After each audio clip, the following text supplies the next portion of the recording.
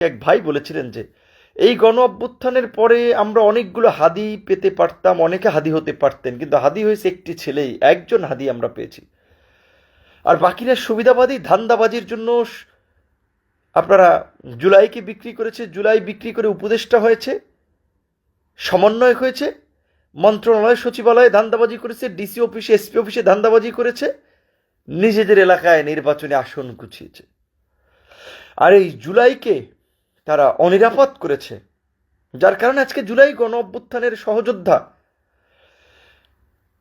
বিপ্লবী সহযোদ্ধা হাদিকে গুলিবিদ্ধ হতে হয়েছে, আমাকে রক্তাক্ত হয়েছে, এবং জানি না সামনে আরো কে কিভাবে রক্তাক্ত হবে, কিভাবে আক্রমণের শিকার হবে, কে গুলিবিদ্ধ হবে। আপনারা হাদির অনেক বিপ্লবী বক্তব্য, সংগ্রামী বক্তব্য সোশ্যাল মিডিয়াতে এখন শুনছেন, পুরানো বক্তব্য ভাইরাল হচ্ছে, আলোচনায় আসছে, এবং আজকে অনেকের চেতনা উগরে পড়েছে। তারা সরকারে ছিলেন, সরকারে থাকতে ধান্দাবাজি করেছেন, দল করেছেন, চেতনার কথা বলে অন্যদেরকে সরকার থেকে মাইনাস করেছেন, রাজনীতি থেকে কোণঠাসা করেছেন। এখন আন্দোলনের ধান্দাবাজি করার চেষ্টা করছেন, আন্দোলনে আহ্বান করছেন, ডাক দিয়েছেন, ভাই আসেন বিপ্লবী সরকার করা লাগবে, জাতীয় সরকার করা লাগবে। তো যেদিন 5ই অগস্টের পরে আপনারা কেন জাতীয় সরকার করেন নাই, কেন বিপ্লবী সরকার করেন নাই? রাষ্ট্রপতিকে গালি দেন, চুপ্পু বলেন, মস্করা করেন। তো এই চুপ্পুর অধীনে, রাষ্ট্রপতির অধীনে কেন আপনারা সেদিন শপথ নিয়েছিলেন? আপনারা এত বিপ্লবী লোক, এত সংগ্রামী লোক, সেদিন কেন বলেন নাই যে আমরা ফ্যাসিস্টের বড় খুঁটি শেখ হাসিনার মনোনীত রাষ্ট্রপতির অধীনে আমরা শপথ দিব না? সেটা কিন্তু বলেন নাই।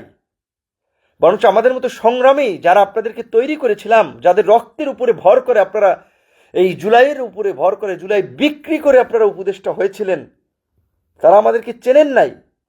আমাদের সাথে একটু কথা বলার জন্য আপনাদের সময় হয় নাই। হাদি বলেছে, হাদির বক্তব্য দেখবেন পুরনো, এখন অনেক বক্তব্য হাদি বলেছে যে জুলাইকে বিক্রি করেছে, কুক্ষিগত করেছে, জুলাইয়ের স্বপ্নকে নস্যাৎ করেছে। তো তারপরেও কিছু মানুষকে তো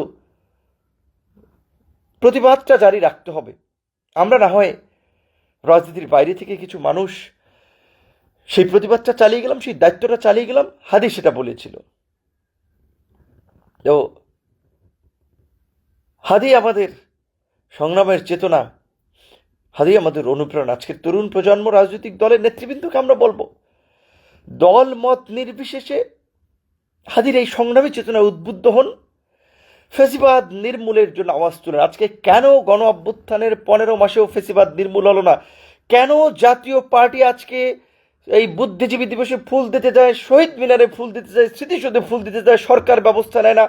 এমনকি এই 29শে অগস্টের পরে যখন রাজনৈতিকভাবে জাতীয় পার্টি সহ ফেসিবাদকে নিষিদ্ধ করার দাবিতে একটি জাতীয় ঐক্য প্রতিষ্ঠিত হয়েছিল, সেই সময় কোনো দল জাতীয় পার্টি নিষিদ্ধের পক্ষে অবস্থান নেয়নি।